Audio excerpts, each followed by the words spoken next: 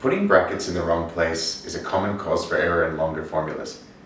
It can sometimes be difficult to see which opening brackets refers to which closing brackets and vice versa. And a useful trick to help with this is that when you scroll over your brackets in Excel, the corresponding bracket becomes momentarily highlighted, and you can see that this red bracket corresponds to this red bracket, and this outer one corresponds to this one here.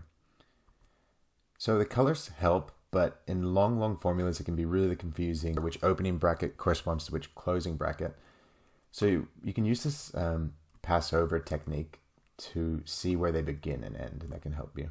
There may be instances where you have an odd number of brackets, meaning that there's an extra bracket or you're missing a bracket somewhere in your function.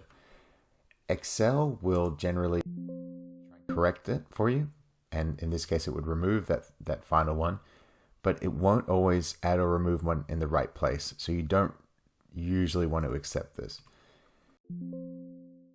So having an extra bracket or one less bracket is a very common cause for error, and here we could just start with our final opening one and just check that they're all accounted for. That one's accounted for, that one's accounted for. Oh, we don't need that last one.